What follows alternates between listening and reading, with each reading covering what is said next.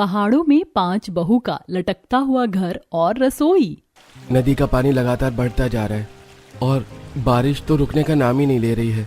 अगर ऐसा ही चलता रहा तो बहुत बड़ी समस्या हो जाएगी। भैया, क्या कोई तरीका नहीं है इस नदी के पानी को बढ़ने से रोकने का? हम इसे किस तरह रोक सकते हैं? बस अगर बारिश आना बंद हो गई तो ये खुद ब खुद नीचे उतर जाएगा। ये भादों का महीना है, इसमें बारिश ना होना ऐसा तो नामुमकिन है। हमें कुछ सोचना होगा, नहीं तो हमारे घर, खेत, बाग, बगीचे सब इस पानी में बह जाएंगे। शिवाय, अभिनव, अनिरुद्ध, राघव और आशीष ने गांव वालों से नदी के किनारे पत्थर लगाने को बोला। फिर सभी ने बड़े बड़े पत्थर उठाकर नदी के एक ओर पत्थर लगा दिए। इसके कुछ दिन बाद बारिश अभी भी लगातार हो रही थी। नदी का पानी लगातार बढ़ता जा रहा था। हे भगवान जी, पानी तो काफी ऊपर तक आ गया है। हमें जाकर अपने पतियों को बताना होगा। सही कह रही हो प्रगति, ये पानी कभी भी जमीन पर आ सकता है। प्रगति और साक्षी दोनों दौड़कर वापस अपने लकड़ी के बने घर में पहुंचे। राघव जी, पत्थर लगाने के बाद भी काफी ऊपर आ चुका है पानी। हमें जल्दी ही कुछ करना होगा। प्रगति को गहराया हुआ देखकर 5 बेटे और गांव के कुछ आदमी नदी को देखने गए। नदी का पानी बिल्कुल मटमैला और काफी तेज रफ्तार से चल रहा था। सभी गांव वालों से कहो कि जल्दी से अपना जरूरी सामान ले ले और इस जगह को जल्दी से खाली कर दे, वरना ये नदी हम सबको ले डूबेगी। 5 बेटों ने सभी को इस बारे में खबर दी और फिर सभी ने अपना सामान जल्दी जल्दी बांधना शुरू कर दिया। उन्होंने अपने खेतों से कुछ सब्जियां भी ले ली और कुछ उनके पालतू जानवर जैसे गाय, भैंस, बकरी सभी को अपने साथ लेकर वहां से निकलने को तैयार हुए। उन लोगों का वो छोटा सा गांव पहाड़ों के बीच बसा हुआ था, इसलिए वहां दूर दूर तक बसावट नहीं थी। सभी लोगों ने बेबस होकर पहाड़ों की तरफ ही चलना शुरू कर दिया। हम सबको ऊपर की तरफ जाना होगा, नीचे बाढ़ के आने का खतरा है। लेकिन शिवाय जी, हम बड़े बूढ़ों और जानवरों को ऊपर कैसे लेकर जाएंगे? हम उन्हें अपने सहारे से ऊपर चढ़ाएंगे। माँ, सबसे पहले आप आइए। नहीं बेटा, मुझे बहुत डर लगता है। माँ, बात को समझिए। हमें समय रहते आप सभी को ऊपर की तरफ चढ़ाना होगा, उसके बाद ही हम चढ़ पाएंगे। और अगर हमने ऐसा नहीं किया तो हम बाढ़ के पानी में बह भी सकते हैं। इस पर सभी काफी घबरा गए। 5 बेटों और कुछ आदमियों ने मिलकर पहले बूढ़ों को ऊपर की तरफ चढ़ाया, जहां पहाड़ में एक छोटी सी जगह बनी हुई थी। और फिर जब बेटों के चढ़ने की बारी आई तब तक नदी का पानी बाहर आ गया। पानी में लगातार लहरें उठने लगी और वो बड़ी ही तीव्र गति से उनकी तरफ बढ़ रहा था। भैया जल्दी कीजिए। अभिनव बेटा, राघव, अपने भाई की मदद कर। 5 बेटे एक दूसरे का हाथ पकड़कर सहारा लेते हुए समय रहते उस छोटी चट्टान पर चढ़ गए। उनके ऊपर चढ़ने की पानी की एक तेज और बड़ी लहर उस चट्टान से टकराई, जिससे कुछ गाय और बकरियां उसमें बह गई। हे भगवान, हमारी गैया। शिवाय, अभिनव, देखो, हमारी गाय और बकरी पानी में बह गई, कुछ करो। 5 बेटों ने गाय और बकरी को बचाने के लिए छोटी छोटी चट्टानों पर कुड़कर उन तक पहुंचने की कोशिश की। अनिरुद्ध के हाथ में एक बकरी का पैर आ गया और उसने उसे पानी से खींच लिया, लेकिन बाकी सारी गाय बकरियां पहुंच से दूर जा चुकी थी। हे भगवान, ये क्या हो गया? हमसे तो एक ही झटके में सब कुछ छिन गया। हमारा घर, खेत, बाग, हमारे पालतू जानवर भी। अब हम कहाँ जाएंगे? आप रोइए मत माँ जी, सब ठीक हो जाएगा। सभी गांव वाले उस पहाड़ की ओट में उस छोटी चट्टान पर बेबस होकर बैठे हुए थे। तूफान इतना बढ़ गया था कि वहां भी बारिश की ठंडी बूंदें उनके शरीर पर पड़ रही थी, लेकिन उन्हें इस बात की परवाह बिल्कुल नहीं थी, क्योंकि आसमान से ज्यादा आज उनकी आंखें बरस रही थी। सभी सावधान हो जाइए। मुझे लगता है कि हमें यहाँ से भी निकलना होगा। पानी का स्तर बढ़ता जा रहा है। सभी गांव वालों ने बात मानकर पहाड़ों के बीच चलना शुरू किया। काफी देर तक चलते चलते वो काफी ऊपर आ गए, लेकिन अभी तक उन्होंने ठहरने की कोई भी ठीक जगह नहीं मिली थी। अरे, और कितना चलना होगा इस बूढ़ी औरत के शरीर में? अब और चलने की क्षमता नहीं है। माँ जी, आप मेरी पीठ पर आ जाइए, आपको चलने की कोई जरूरत नहीं है। अभिनव ने वंदना को अपनी पीठ पर लिया और फिर दोबारा चलना शुरू किया। चलते चलते वो लोग काफी ऊंचाई पर आ चुके थे, जहां एक साइड सिर्फ खाई थी। संभाल कर, सभी एक दूसरे को पीछे से पकड़कर चलो। सभी एक दूसरे को पीछे से पकड़कर चलने लगे। जमीन पर बारिश की वजह से काफी फिसलन थी। ऐसे में अभिनव ने बूढ़ी और वंदना को अपनी पीठ पर लिया था, जिसके कारण उसका पैर फिसल गया। लेकिन खुशकिस्मती से आसपास के लोगों ने तुरंत ध्यान देकर अभिनव और वंदना को खाई में गिरने से बचा लिया। अभिनव, काकी को नीचे उतारकर इनका हाथ पकड़कर चलो। यहाँ हमें हर एक कदम बहुत ही बड़ी सावधानी से रखना होगा, जरा सी गलती से हमारी जान जा सकती है। लोगों ने फिर और ज्यादा सावधानी से चलना शुरू किया। चलते चलते वो एक ऐसी जगह पर पहुंच गए जो उन्होंने पहले कभी नहीं देखी थी। ये क्या, इन पहाड़ों पर तो खाली जमीन भी पड़ी हुई है और यहाँ कितने सारे पेड़ हैं। ये एक और जमीन है जो ऊंचाई पर बनी है, जिसकी वजह से ये 2 भागों में बटी हुई है। और देखो वहाँ थोड़ी दूर पर एक नदी भी बह रही है। सभी गांव वालों ने देखा कि पहाड़ पर 2 जमीनें आमने सामने थीं। वहां उनके बीच में एक खाई थी। नदी से बहता पानी जगह जगह पत्थरों से टकराकर नीचे खाई में गिर रहा था। नीचे का पानी तो बाढ़ की वजह से काफी गंदा हो चुका है, लेकिन ये पानी काफी साफ है। हम इसे पीने के काम में ले सकते हैं। सभी ने उस नदी से पानी पिया और अपने हाथ, मुंह और पैरों को धोया। उसके बाद सभी वहां आराम करने बैठ गए। बहुओं ने वहीं पेड़ों से लकड़ी तोड़कर आग जलाई और उस पर सभी के लिए खाना बनाया। क्या हम इस जगह पर अपना बसेरा नहीं कर सकते? ये जगह तो काफी अच्छी है। नहीं माँ, हम यहाँ नहीं रह सकते। हम कुछ दिन यहाँ बिता सकते हैं और वो भी किस्मत की बात होगी। एक तो ये जंगल बहुत ऊंचाई पर है, लगभग 6 मंजिल की ऊंचाई पर। ऊपर से पहाड़ के ऐसे इलाके में अक्सर भूस्खलन होता रहता है। हाँ भैया ठीक कह रहे हैं, पहाड़ के इन हिस्सों में लोग रोड बनाते हैं, लेकिन यहाँ कोई रोड नहीं है, इसलिए ये जगह खाली पड़ी हुई है। दोनों भाइयों के समझाने पर गांव वालों को सारी बात समझ में आ गई। उन्होंने वहां खाना खाया, पानी पिया और कुछ देर आराम किया, लेकिन उनके मन में भूस्खलन होने का डर बना हुआ था। सूरज ढल रहा था, शाम होने वाली थी। अचानक ही जमीन में हलचल शुरू हो गई। भाभी, मुझे चक्कर आ रहे हैं। यहाँ पर जमीन सच में हिल रही है। अरे नहीं, जिसका डर था वही हो रहा है। जल्दी यहाँ से चलो। अचानक ही पहाड़ से छोटे पत्थर गिरने लगे। सभी गांव वाले अपनी जान बचाकर नीचे की ओर भागे। नीचे की जमीन तिरछी बनी हुई थी। उन्होंने धीरे धीरे उसे उतरना शुरू किया। उन्होंने देखा कि पहाड़ के अंदर छोटी छोटी गुफाएं बनी हुई थी। अपनी जान बचाते हुए सभी उन गुफाओं में चले गए।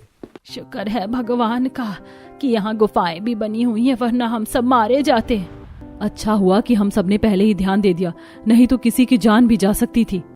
सभी देख रहे थे कि पत्थर अभी भी गिर रहे थे।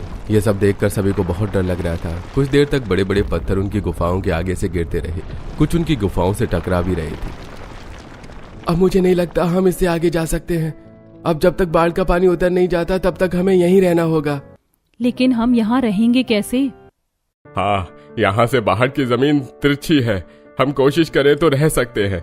उसके लिए हम अपने साथ जो सामान लेकर आए हैं, हमें उनकी मदद चाहिए होगी। अरविंद ने सभी गांव वालों को बता दिया कि अब उन्हें यहीं रहना होगा और इसके लिए इस जगह पर उन्हें काम करना होगा। गांव वाले भी इसके लिए राजी हो गए। चलो बेटा, अब हम सभी को इन पत्थरों को तोड़ना और काटना होगा। इसके लिए हमें कुछ लकड़ियों की भी जरूरत पड़ेगी, जिनके लिए हमें वापस ऊपर ही उस जमीन पर जाना होगा जहाँ पर पेड़ खड़े हुए थे। आप फिक्र न करें पिताजी, ये काम मैं और अभिनव भैया कर लेंगे। इसके बाद अनिरुद्ध और अभिनव रस्सी बांधकर वापस उस जगह पहुंचे जहां पर भूस्खलन की वजह से ढेर सारे पत्थर पड़े हुए थे, जिसकी वजह से वहां के पेड़ टूट गए। भैया, पेड़ तो पहले से ही टूटे हुए हैं, अब तो हमारा काम और भी आसान हो जाएगा। ठीक है अनिरुद्ध, अब जल्दी से लकड़ी काटना शुरू करो। पेड़ टूटने की वजह से उन्हें उसे काटने में ज्यादा देर नहीं लगी और वो काफी सारी लकड़ियां इकट्ठी करके रस्सियों की मदद से नीचे ले आए। अब उन रस्सियों को बीत कर लोगों ने अपनी अपनी गुफाओं में काम करना शुरू किया। उन्होंने लकड़ी से गुफाओं के आगे गैलरी बनाकर रेलिंग लगाई ताकि वहां पर गिरने का खतरा न रहे। हमें किसी तरह एक से दूसरी गुफा तक जाने का रास्ता बनाना होगा। हम लकड़ी से पुल की तरह एक से दूसरी जगह जाने का रास्ता बना सकते हैं। नहीं, लकड़ी का रास्ता बनाना बेकार है। एक पत्थर गिरते ही टूट जाएगा। इससे अच्छा हम पहाड़ को ही तोड़कर उसमें सीढ़ियां बना लें। उन पर रोक के लिए लकड़ी की रेलिंग बना सकते हैं। अब इस तरह सभी ने अपना काम करना शुरू कर दिया। पहाड़ की सतह तिरछी थी, जिस वजह से उन्हें काम करने में ज्यादा दिक्कत नहीं हुई। कुछ दिन लगातार पत्थरों को तोड़कर उन्होंने वहां सीढ़ियां बना ली और उस पर लकड़ी को रस्सी में बांधकर रेलिंग का आकार दिया। बहुओं ने गुफाओं की सफाई की और कुल्हाड़ी से उन्हें रहने लायक कर दिया। अब इस पहाड़ के अंदर उनके छोटे छोटे घर बन चुके थे। इतने दिन से लगातार काम कर रहे हैं, लेकिन अभी भी इन घरों का काम पूरा नहीं हुआ। साथ में खाने पीने का भी इंतजाम करना पड़ता है। वो तो अच्छा है भाभी कि हर पहाड़ी के पास एक छोटा झरना बह रहा है, नहीं तो पानी की बहुत दिक्कत बन जाती। ऊपर जो नदी थी उसका पानी नीचे को छोटे छोटे झरनों में बटकर बह रहा था और उन्हीं के आसपास गांव वालों के गुफा के घर बने हुए थे। यह नजारा देखने में काफी सुंदर था। माँ, मेरे कीड़े ने काट दिया। देखो ना, मेरी बाह पर कितना बड़ा लाल दाना निकल आया है। लाओ, मैं इसे धोकर इस पर कुछ जड़ी बूटी लगा देती हूँ। मंदिरा मनु को अपने साथ जीने पर लेकर गई जहां से एक छोटा झरना बह रहा था। मंदिरा ने मनु को बांह धुलाई और फिर उस पर कुछ जड़ी बूटी लगाई। अब सभी उसी तरह गैलरी में आकर हाथ बढ़ाकर झरनों से हाथ धोते और बर्तन में पानी लिया करते। अंशिका एक पतीले में पानी लेने आई तो उसने देखा कि पिंकी और राजू जीने से गुफाओं तक आना जाना करते हुए खेल रहे थे।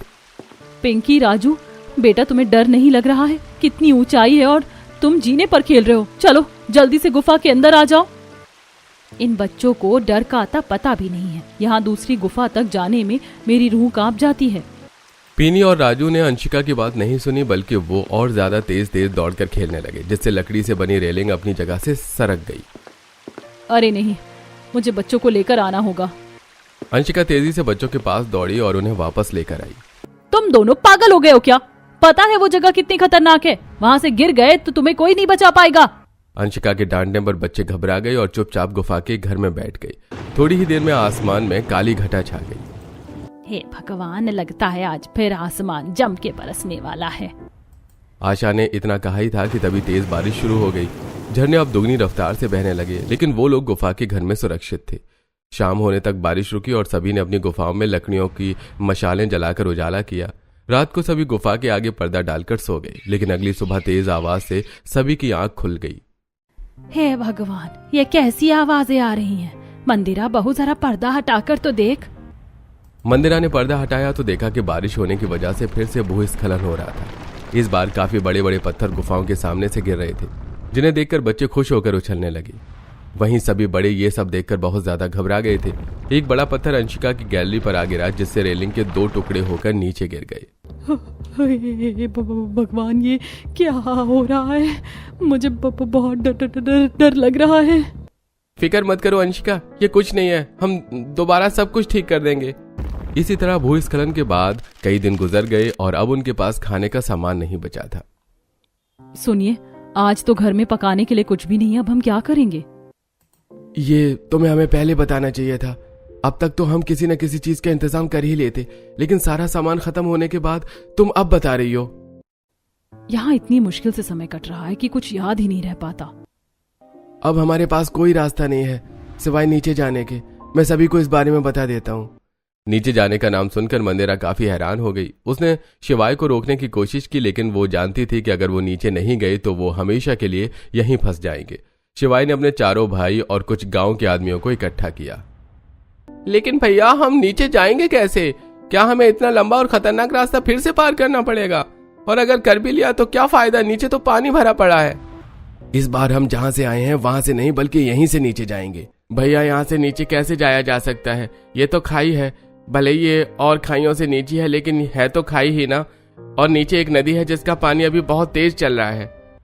सबसे पहले हम एक लकड़ी की छोटी छोटी नाव बनाएंगे, उसके बाद रस्सियों की मदद से उन्हें नदी में उतारेंगे और फिर रस्सियों की मदद से ही हम नीचे जाएंगे।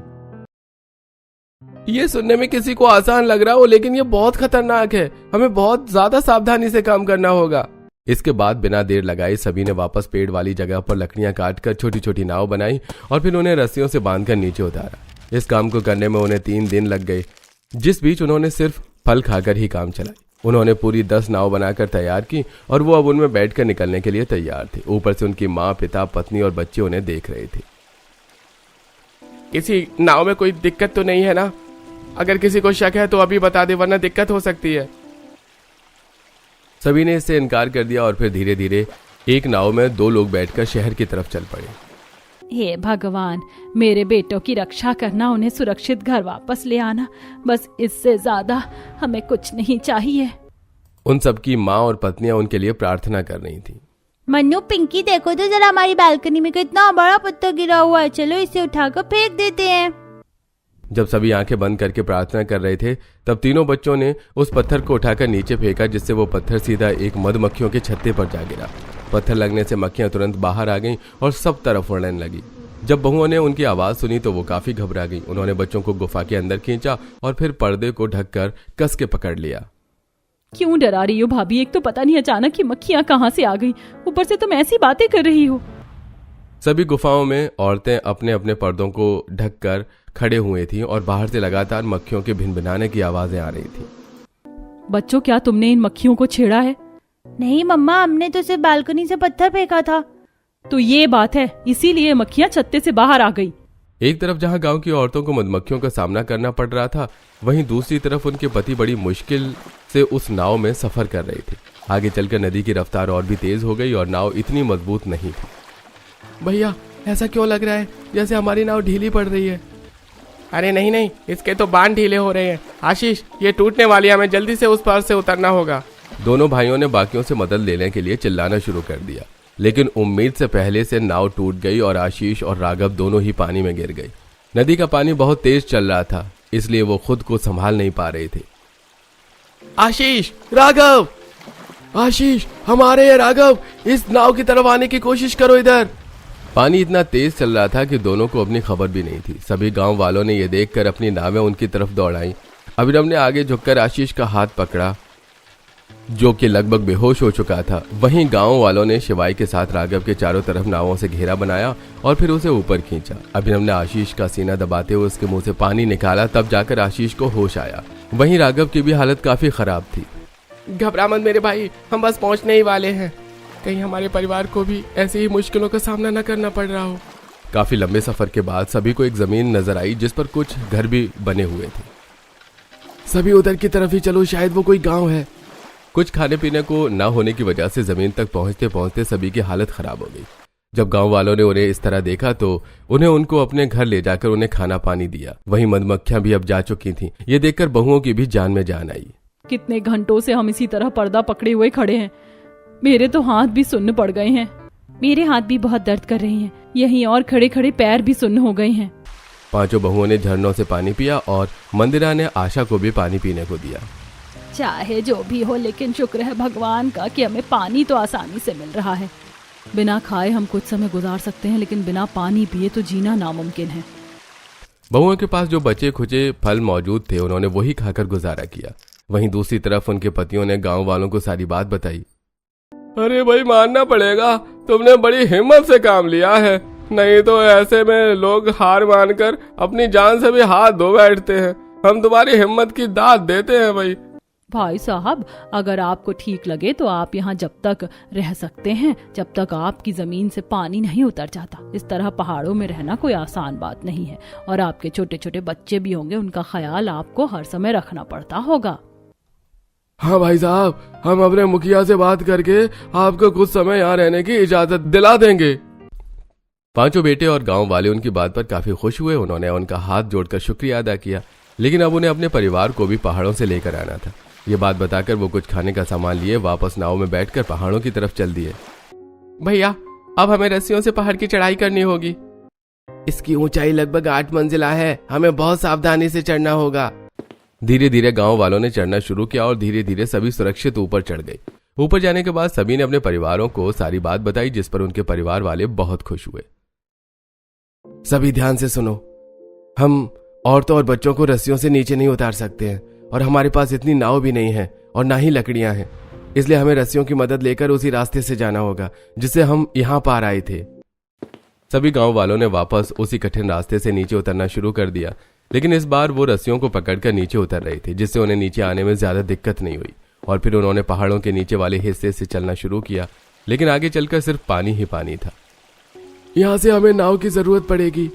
पांचों बेटों और सभी गांव वालों ने इस बार बड़ी बड़ी नाव बनाने की शुरुआत की। उन्होंने बड़ी लकड़ियों को काटा और रस्सियों की मदद से उन्हें जोड़कर 4 बड़ी नाव तैयार की और फिर उसमें बैठकर गांव की ओर जाने लगे। चलते चलते ही आधे रास्ते में बारिश शुरू हो गई। ए भगवान जी, हमने कम परेशानियों का सामना किया जो अब ये बारिश भी शुरू हो गई।